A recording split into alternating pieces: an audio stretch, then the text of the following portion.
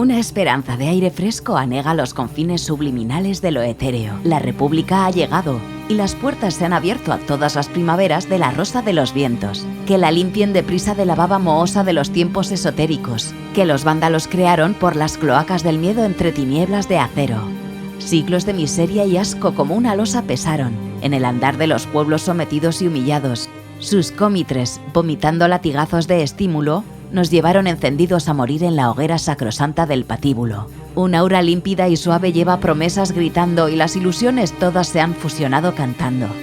Clamores de libertad reclaman voces de hambrientos y ya los desheredados sienten llegado el momento. El fin de la esclavitud navega en un mar de estrellas. No más oprobio en silencio. Cuando eclosiones el fermento, transfórmese en cataratas, perseidas del firmamento. Se han barrido milenios de opresión, injusticia y espanto. La explotación de los bárbaros de todos los tiempos se tambalea y en ese vaivén se duermen los niños. Enhorabuena. El 12 de abril de 1931 se celebraron elecciones municipales y en las ciudades más populosas y muchos ayuntamientos de las comarcas más progresistas triunfaron las candidaturas republicanas. España se acostó monárquica y se levantó republicana. El día 14 de abril, a primera hora de la mañana, se proclamó en Éibar la República. A sus gentes les cupo el inmenso honor de izar en su ayuntamiento la bandera tricolor republicana. En esa misma mañana lo hicieron Valencia, Sevilla, Zaragoza, Oviedo, a la 1:30, Barcelona. Comenzaba una nueva era llena de interrogantes, pero muy prometedora de ser llenada por las deseadas conquistas que, en ciernes, esperan el hálito que les insufle todo el poder real del pueblo, que espera ilusionado esa nueva hora, que reclamaban colmar todas las expectativas tanto tiempo asesinadas en los corazones de los humildes ilotas que en el mundo han sido. Los mares se han desbordado y los ríos han parado su curso para contemplar el júbilo gozoso y espontáneo que, cual torbellino, sube esperanzado hacia el marco inmarcesible de lo omnisciente. La alegría colectiva es una colmena en ebullición constante, que rebasa los límites de la palabra escrita. Solamente las sensaciones darían fe de este momento inenarrable. ¡Viva la República! El 16 de febrero de 1936, el Frente Popular gana las elecciones legislativas. ¡Victoria! ¡Victoria! ¡Victoria!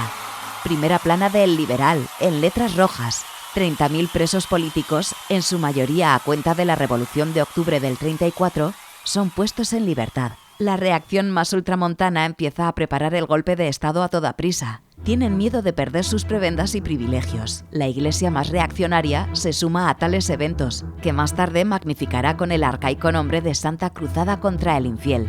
Nada les importó que trajesen a los moros. Ella les bendijo. ¿En qué mal lugar dejaron al pobre Santiago Matamoros? El 18 de julio de 1936, el ejército se levantó en armas contra el gobierno legalmente constituido, aquel al que habían jurado acatar y defender, y así se revuelcan en el lodo de la ignominia, quedando en la historia como puercos, vomitando sangre por las comisuras de sus belfos sanguinolentos y repugnantes. Asesinaron con total impunidad, pues las órdenes impartidas así lo proclamaron desde el primer día a los 4 vientos. Para ellos fue una razón de Estado: matad, degollad, torturad, que no quede idea por fusilar. Mola se pone al frente de la 6ª Región Militar, destituyendo y fusilando al general Batet, que rehusó sublevarse, cumpliendo la palabra dada. Los requetés se ponen incondicionalmente al servicio de Mola y su glorioso movimiento nacional. Fueron ellos los primeros en enarbolar la bandera bicolor monárquica, que fue adoptada inmediatamente. La declaración del general traidor a los alcaldes decía: es necesario propagar una atmósfera de terror. Tenemos que crear una impresión de dominación. Cualquiera que sea, abierta o secretamente del Frente Popular, debe ser fusilado. Faltaron a su palabra y al decoro más elemental. Acusaron de rebeldes a los que defendían la legalidad constitucional. Asesinaron a cuantos cayeron en sus manos, con la insania de los verdugos. Fusilaron por rebelión militar, cuando ellos fueron los rebeldes. Trastocaron cuantos valores hubo con una desfachatez desvergonzada. Fusilaron la fe y el remordimiento. Fusilaron de pie al 5.º mandamiento. Fusilaron todo lo que encontraron a su paso. Asesinaron en las cunetas, en los descampados, en las tapias de los cementerios. La sangre empapó la tierra y hoy aún llora la hierba lágrimas rojas. Dejaron a media España ensangrentada. Los demás se murieron gangrenados, con el corazón podrido, emponzoñado. Las tropas facciosas avanzan sobre el País Vasco. El pueblo empuña las armas y se van voluntarios a enfrentar a la bestia, que ahita de sangre. Sus fauces reclaman el alimento que más les satisface. Más de 3.000 muertos asesinados en Navarra no son suficientes. En Urbasa está la Sima denunciando los crímenes. Las batallas se suceden en todos los frentes. Los actos de heroísmo se superponen en cada combate. Lo que se perdía por el día a causa de la gran superioridad en armamento, tales como aviación, artillería y tanques, se conquistaba por la noche a fuerza de valor y coraje. Esto era una constante. Mas se va imponiendo el acero de las máquinas de guerra extranjeras de los fascistas italianos y alemanes, puestas al servicio de los militares españoles, introducidas como ayuda desinteresada y como prueba para la contienda que se preparaba. Sobre nosotros cayó su pago en forma del hambre más atroz que imaginarse pueda. La tasa de tuberculosis sobrepasó todas las estadísticas. Los muertos, mejor no contarlos. La epopeya de los batallones de Euskadi nunca será escrita tal cual se merecen. Solo es comparable a los 300 espartanos de Leónidas, que en las Termópilas dejaron la vida derrotando a los persas de Terfes. Si algún día vais a Euskadi, preguntad por su valor. Por segunda vez se ha salvado la civilización occidental. Lo que esos hombres hicieron, defendieron, será muy difícil de superar. Quizás cada 3.000 años suceda una épica comparable. Lo dieron todo, nada pidieron. Por encima de sus distintas ideologías, supieron crear una unidad de clase y de convicciones heredadas de sus antepasados, capaces de morir por todo aquello que fuese justo, el ideal, la justicia, la libertad. El general Mola mandó lanzar a sus aviones unas octavillas redactadas en euskera y castellano. He decidido terminar rápidamente la guerra en el norte de España. Quienes no sean autores de asesinatos serán respetados en vidas y haciendas. Si vuestra sumisión no es inmediata, arrasaré Vizcaya empezando por las industrias de guerra. Tengo medios sobrados para hacerlo. Así lo demostró. Arrasó Vizcaya, pero no sus industrias de guerra. Nunca un sujeto como él puede hacer creíble su palabra. Su egolatría es disparatada y blasfema. Sembró el terror y la desesperación entre la población civil. Asesinó en nombre del nacionalcatolicismo. Todo un monstruo apocalíptico. El 31 de marzo de 1937, más de 40 Junkers 52 de la Legión Cóndor alemana al servicio de los franquistas, a media mañana, bombardearon Durango y ametrallaron a sus habitantes, causando la muerte a más de 300 personas, entre ellas 13 monjas y 2 sacerdotes. Hubo más de 2.000 heridos. Estos religiosos aún no han sido beatificados. Por lo visto no son mártires de la barbarie más espeluznante.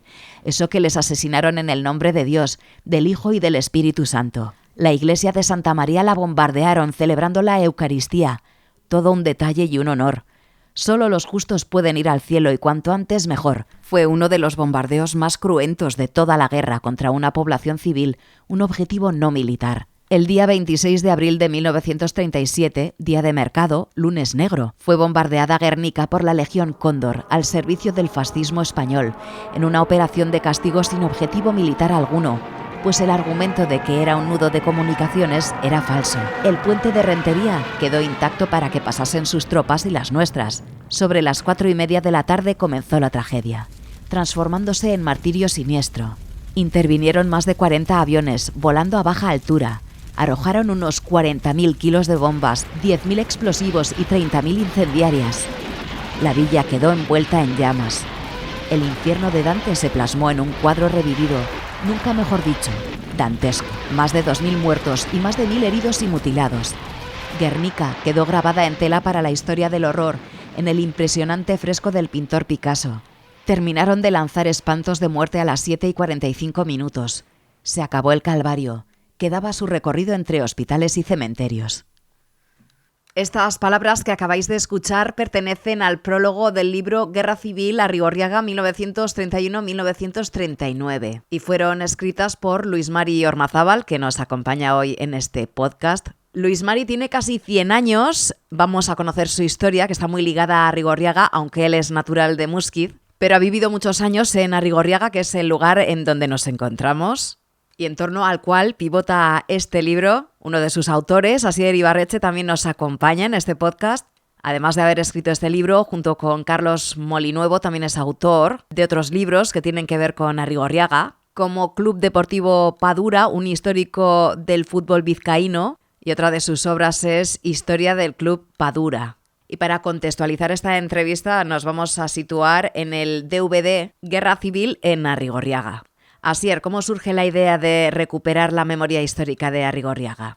Bueno, pues la idea surgió hace unos cuantos años ya, si no me acuerdo mal, el DVD es desde 2007, y bueno, fue un poquitín, bueno, pues yo soy profesor de historia en el instituto, entonces, bueno, siempre tiene un poco de inquietud, me han gustado estos temas de, bueno, investigar un poquitín sobre el pueblo y bueno, vimos o nos dimos cuenta que en torno a la guerra civil pues había un vacío muy grande, no se había hecho prácticamente nada a nivel de Arrigorriaga, ni a nivel institucional del pueblo, del ayuntamiento, bueno, no había nada prácticamente, ¿no?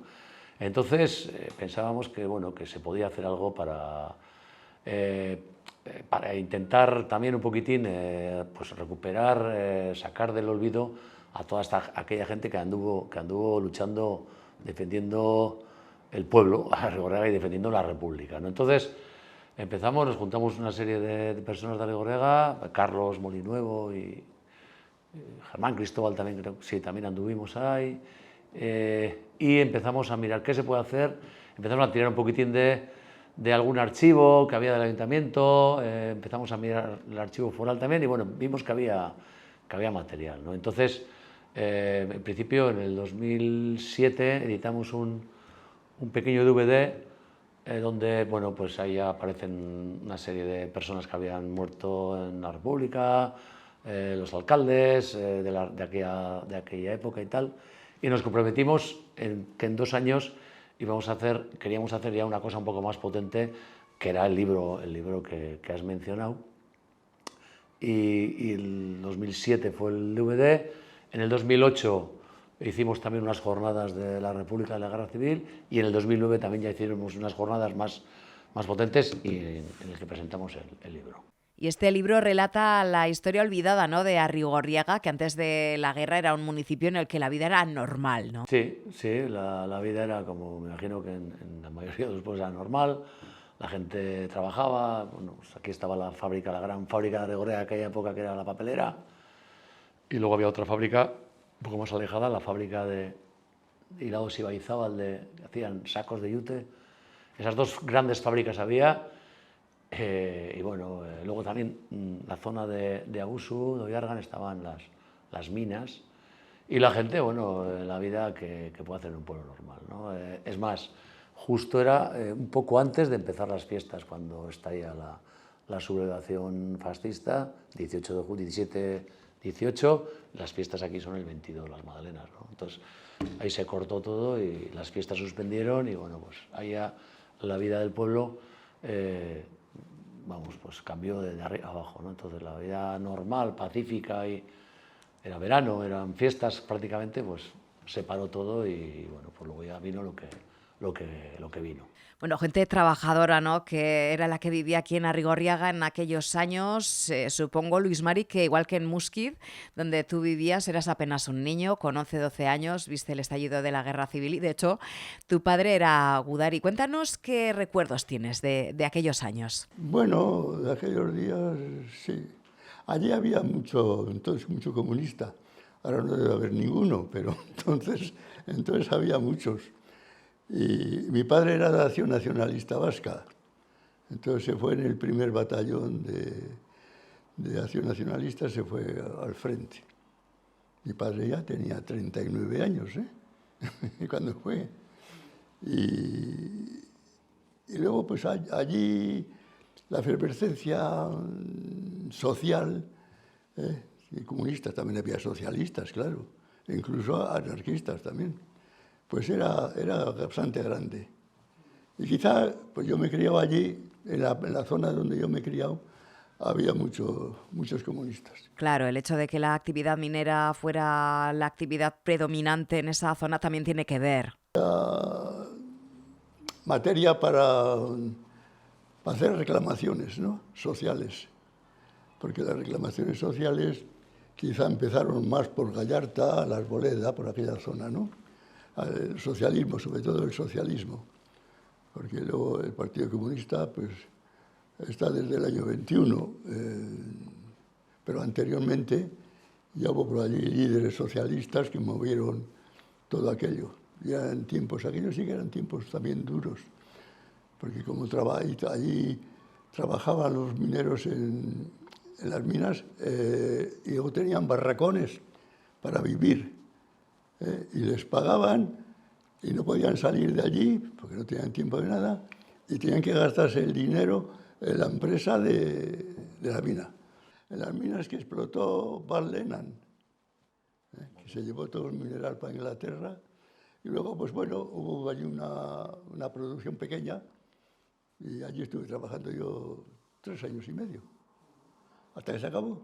Entonces estalla la guerra, la vida pacífica que nos contabas, que se vivía en Arrigorriaga, se ve totalmente alterada. ¿Cómo fueron los años posteriores, los acontecimientos que sucedieron a continuación? Bueno, pues estalla la guerra e inmediatamente se crean se para toda la... Bueno, ya hemos comentado que eran las fiestas de Magdalenas de Arrigorriaga se paran y la gente, un poco los más, más republicanos o los más interesados en política empiezan a dar el nombre para ir voluntarios o para lo que haga falta, ¿no? Inmediatamente se crea un comité de defensa y ellos son un poquitín los que empiezan a organizar pues la defensa de Arrigorriaga, ¿no? Empiezan a hacer alguna trinchera, un poco primero espontáneamente, no sé, toman la central eléctrica de San Miguel, pues ponen vigilancia, sitios, telégrafos también, destituyen me acuerdo, creo que era la de telégrafos, creo que era afectada al régimen, y se ponen ellos. Incluso al principio hay algunas detenciones de gente afecta primero carlistas, algunos les detienen y les mandan a Bilbao, me acuerdo de, hay unos cuantos y unas cuantas también, las margaritas también tradicionalistas que les detienen en prisión atenuada en casa, y luego ya empieza la gente a alistarse a los primeros batallones. Los primeros batallones al principio eran un poco, pues un poquitín la gente que podía se alistaban, aquí y allí gente por afinidad política, pero enseguida empiezan a surgir.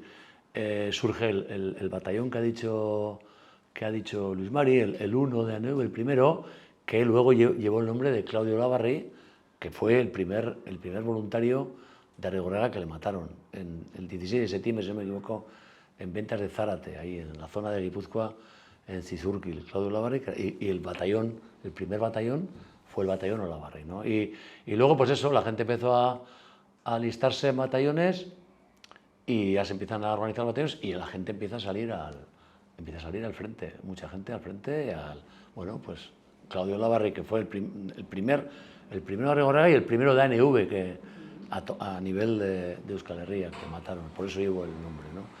Y bueno, pues eso fue un poco el tema, empieza a salir la gente a los batallones y la gente pues va a Guipúzcoa, va a la zona de Elgueta, la zona de Otxandio, Albertia, Montalbertia, Jarinto, toda esa zona. Ahí estuvo el frente bastante tiempo estabilizado y mucha gente de Arrigorriaga, de Arrigorriaga y de muchos pueblos, ¿no? Estuvieron ahí. Y luego, bueno, pues luego ya cuando empieza a romperse el frente, pues tiroteos, guerras, batallas, y ahí empiezan ya los muertos que aparecen en el libro, que hay unos cuantos. En Arrigorriaga también hay trincheras del cinturón de hierro. ¿Cómo se organiza el municipio para poderlas construir? Bueno, pues la Junta de Defensa que te he comentado antes, si no me equivoco, cuando se aprueba el Estatuto de Gernika, iba a decir, de Gernika es el de ahora, cuando se aprueba el Estatuto del 36 en Gernika, eso sí, más que aprobar en Gernika, le hacen lehendakari a José Antonio Aguirre en Gernika, allá el lehendakari Aguirre toma el mando crea el ejército vasco. Entonces las juntas de defensa desaparecen, desaparecen, o sea, orgánicamente desaparecen y toma el mando José Antonio Aguirre. Allá los batallones se forman ya de manera más, por afinidad política también, pero ya de manera más organizada, y también empiezan a construir el famoso cinturón de hierro de Bilbao, que era una construcción pues, que iba al principio desde, si no me equivoco, desde Urduliz, desde el mar hasta Muskiz, iba rodeando toda la zona del Chorierri, que adentro era un poquitín el cinturón de hierro para defender Bilbao y defender un poco también las industrias, las instalaciones que había en Bilbao y en los alrededores. Por ejemplo, el aeródromo de Sondica, el pantano de Zoyo, que ya estaba construido, el agua, la cansa de Santurtzi, en Muskiz también hubo un pequeño, en la zona de la arena, un pequeño también aeródromo, todas esas, y Bilbao, por supuesto, para defender, iba y aquí también. No era en la zona de... Dentro, bueno, dentro, pero ¿dónde está? Sí, ¿dónde está ahora el Petronor, más o menos, ¿no? Ahí hubo un pequeño... Sí, la parte de acá, eso hay es. una chimenea alta. Eso es, ahí hubo, ¿no? Todas esas instalaciones, para defenderlas, el gobierno vasco empezó a hacer el famoso cinturón de hierro. Y bueno, fue una serie de fortificaciones que por Arrigorriaga también pasan, por la zona de Upo, bueno, Zarátamo, Arrigorriaga, Artanda, Ugao, suben por el Ganeco-Gorta, la zona del Laudio también, y luego ya tiraba para la zona de las encartaciones, ¿no? Y bueno, todavía queda algún búnker, alguna trinchera, y algo queda todavía, y la verdad es que se está poniendo en valor ahora, que se está recuperando bastante. Y en esos primeros compases de la guerra, ¿cuál era el espíritu que se respiraba en Arrigorriaga? ¿Los vecinos y vecinas tenían la esperanza de poder vencer al enemigo? Hombre, al principio, a ver, yo lo que he oído de gente mayor y tal, al principio era como, al principio todo, venga, todos a esto, a la guerra, sí, tal, la república, hay que tal y cual. Y a mí me han comentado que cuando a Claudio Labarre le mataron, que fue el primer, hubo un muerto antes de Claudio Labarre, que fue un Julio Irazábal, que estaba de soldado en Garellano, y el destacamento garellano, cuando bombardean, cuando se alzan los fascistas, lo primero que quieren hacer es desde Vitoria, de Gasteiz, tomar Vizcaya. Entonces van para Villarreal, Alegutio y luego Ochandio. Entonces Ochandio les paran, ahí paran a la ofensiva fascista. Y entre otros fueron el batallón garellano. Y ahí en un bombardeo que hubo el día de Madalena, si no me equivoco, ahí le matan a Julio Irazábal, muere Julio Irazábal en el bombardeo, pero realmente la gente de Arrigorriaga se dio cuenta en septiembre, cuando vino ya el cadáver de Claudio Labarre, estuvo en el ayuntamiento, bueno, en el libro sale fotos, le hicieron un entierro institucional.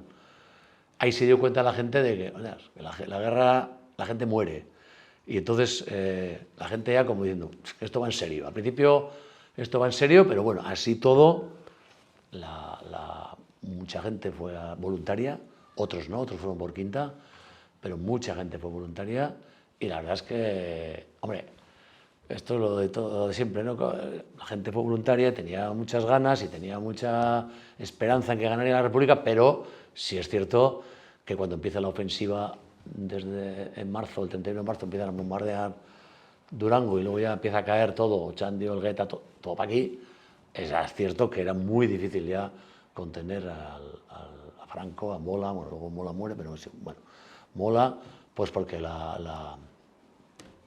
las fuerzas eran diferentes, eran muchos más, tenían el apoyo explícito de Mussolini, de Italia y de Alemania, de Hitler, y las fuerzas, sobre todo Hitler, mandó un montón de armamento, de aviones, y la República, bueno, pues sí contó con el apoyo de la URSS, pero más tarde, menos, las brigadas internacionales, pero era muy difícil parar aquello. Entonces, bueno, sí tenían ánimos, pero sí es verdad que pues, poco a poco las fuerzas menguaron y me imagino que los ánimos también. Y tú, Luis Mari, ¿qué recuerdos tienes de aquellos primeros compases de la guerra? ¿Recuerdas que en Muskiz hubiera un sentimiento de esperanza de poder vencer a los enemigos? Bueno, los primeros tiempos yo era bastante joven.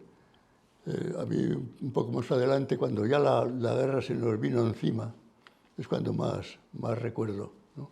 Del campo de aviación que os decía nos ametrallaron, bombardearon,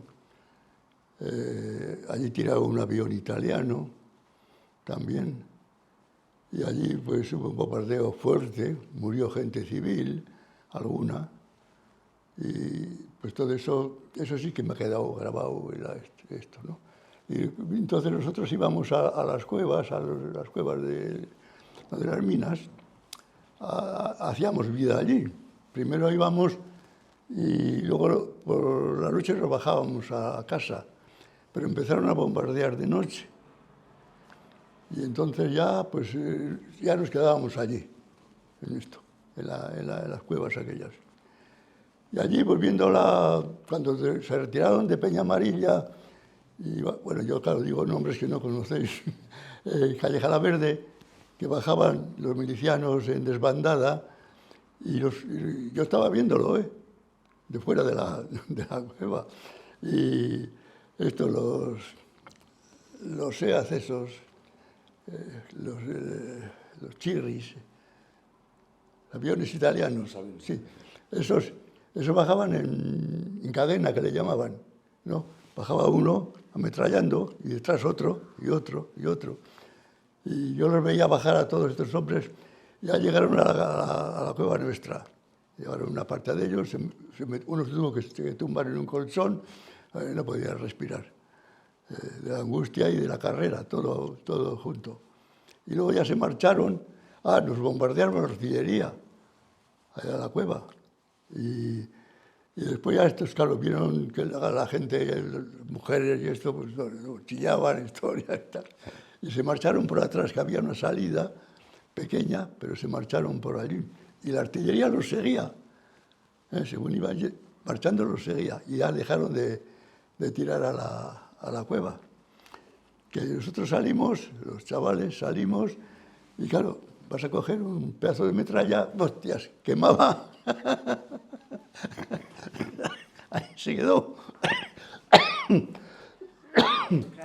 Bueno, yo vi desde Villanueva, donde vivía mi abuela, que está más en alto, desde la casa, vi el ametrallamiento o sea, toda la historia de los chatos, eran chatos. Y estos eran 3 aviones italianos. Y vinieron, los chatos salieron y los echaron. Los aviones no plantaron cara y los echaron. Entonces yo no sé si es que no tenían combustible, vinieron los chatos y bajaron al campo. Y volvieron estos, creyendo que estos se habían marchado, volvieron. Y uno de ellos, que se dio cuenta, pasó por encima del campo y ya alguna señal hizo, pero ya no le daría tiempo a los de tierra. Y entonces se marchó para dirección Cantabria, ¿no? Se marchó. Y cuando estaban estos ya terminando de ametrallar el campo, este avión vuelve y les planta cara a esos 3. Y tiró a uno, que ese sí cayó en la playa de la Arena, el avión. Y un pariente mío, yo, cuando vimos caer el avión para ir Pico Ramos, y dije, joder, ha caído allí. Vamos, y fuimos corriendo, fíjate, éramos chavales, pero corríamos bien, cuesta arriba todo. Y llegamos allí, allí no había nada. Digo, me cago, qué desilusión. Y le dije yo al pariente mío, digo, oye, vámonos para casa que se van a venir a bombardear. Fíjate, yo entonces tenía 12 años. Van a venir a bombardear. Y nos fuimos. Él se quedó antes porque vivía antes. Y yo fui a Villanueva. Villanueva es donde vivía la pasionaria. Bueno, tú conociste a Dolores Ibarruri porque era vecina de tu abuela, a quien ibas a visitar con frecuencia. Vivían bastante cerca. Sí, yo pasaba tiempos allí de mi abuela. Y fui allí y dije, van a venir a bombardear. Y bajamos por la huerta, bajamos abajo. donde el lavadero de Villanueva, el manantial se bajaba por allí, el agua, había una cárcava pues, bastante grande, ¿no? Y allí nos metimos, la familia, o sea, la familia, porque mis tías, dos que había solteras todavía, estaban allí, en aquellos momentos. Y ahí vinieron a bombardear, y pues, tiraban bombas, tenían munición, tenían de sobra. Y mi tía, la más joven, esa, gritaba a cada grito. Las otras no, otras se callaban. Y allí venía el aire de la deflagración, venía al aire. Y nos decían que teníamos que tener en la boca un palito para que nos reventase por dentro, por lo visto. Pues esto te pasa en los aviones, ¿no? Vas en el avión con la boca cerrada y luego no oyes nada. Y después cuando la abres y eso, ¡ah! Bueno, pues eso era lo mismo. Y bueno, pues así, eso pasó esto. Y después, pues cuando la retirada de Bilbao, la población civil venía hasta Muskiz, igual venían en el tren, pero después tenían que ir andando, ya no había más tren. Y pasaban por allí, por un atajo que hay desde San Juan, subes por un atajo en vez de todas las curvas aquellas, y por allí, y por la Rigada, y allí les ametrallaban de noche. De noche. Que fue cuando nosotros nos quedamos ya en las cuevas definitivamente. ¿No? Bueno, ya yo vine aquí el año 50 y llevo aquí entonces 73 años. Llevas Mucho tiempo. una tercera parte. Mi mujer era de aquí, de Arrigorriaga. Y vivimos allí, en el molino, en Muskiz. Pero cuando tuvimos la niña, pues mi mujer tenía problemas para el aseo. Allí no había nada, ni agua, ni luz, ni historias. Y entonces, pues, quiso venir para acá, donde la madre, aquí, a las Casas Baratas. Y por eso vinimos aquí. Y aquí estoy. Jovita es tu mujer. Jovita, sí. Aquí estoy. Bueno, y aquí estás contándonos tu historia, que está entrelazada, evidentemente, con lo que nos cuenta Asier en el libro. De Arrigorriaga socialmente, por ejemplo, ¿no? Pues cuando yo vine aquí, yo trabajaba en Altos Hornos, en Sestao, pero trabajaba de relevos. El relevo de la mañana, para entrar a las 6, tenía que ir de aquí a Bilbao andando y coger el tren de las 5:30, allí en Uribitarte o es la otra, como ya la no sé qué. Bueno, tenía que coger ese tren, pero claro, estuve yendo 1 año y pico, pero era mucho. Y digo, pues me tengo que marchar y me vine a trabajar aquí a la papelera. Y en la papelera, pues no tenía ni comparación con la margen izquierda de la ría, socialmente hablando. Estaba muy atrasado socialmente, incluso trabajando, pues tenían los mismos equipos, el mismo material que cuando empezó la papelera, que empezó a primeros de siglo. O sea, y entonces yo, el Partido Comunista, ya había lanzado la consigna, cuando se termina con las guerrillas en el 52, había lanzado la consigna de meternos en los sindicatos para hacer una labor de masas. Y las primeras elecciones que hubo del sindicato, pues me presenté yo y saqué de enlace, entonces era enlace. Y tuve que venir yo de Muskiz. Después de 50 años, aquí no fueron capaces de sacar el calzado y la ropa. Porque tú has tenido inquietud por la política, por el movimiento sindical desde niño, desde aquellos días, ¿no? De la guerra. Sí. Contienda militar. Yo a los 16 años, hasta los 20, que me llevaron al ejército, pues fui miembro del Socorro Rojo Internacional, esos 4 años. Después ya fui a la mili, después vine de la mili, lo dejé un poco, pues a cosa de los novios, de la historia, de tal, me casé, todo ese jaleo, y después volví a retomarlo otra vez, o sea, ya en la lucha antifranquista. Yo cuando empecé aquí en la papelera, pues creé una célula de 6 personas, más que ahora. Seguro, seguro. Más que ahora. Bueno, una célula de 6 La personas. papelera ya ni está, ya. Éramos 5 y una mujer 6. Y bueno, pues ahí empezamos otra vez. Ya, claro, a mí me pusieron, era secretario político del Comité de Bilbao, responsable del Alto Nervión, cuando aquello. Y ya después fue cuando cayó Unanue y Leoncio Peña y Lasso, en el 58. Cuando caen aquellos, entonces nosotros pasamos a ocupar los cargos mayores, ¿no?, del Comité Provincial y esto. Y bueno, ahí estuve yo. El 6º Congreso del Partido Comunista de España se celebró en Praga en diciembre del año 59. Y yo fui elegido para representar a Euskadi, pues para estar allí. Pero allí resulta que hubo un topo, yo creo que fueron 2. Uno que era del partido, pero de los que estaban en el exilio. Y ese trajo a uno que decía que era navarro, no sé si sería navarro, lo trajo, y le pusieron con nosotros encima. Y ese era el topo. Pero el otro, el que le trajo, yo he leído en algún sitio, ya sé quién es el autor, es un asturiano, que ese porque se pasaba de vez en cuando a España a hacer una labor, ¿no?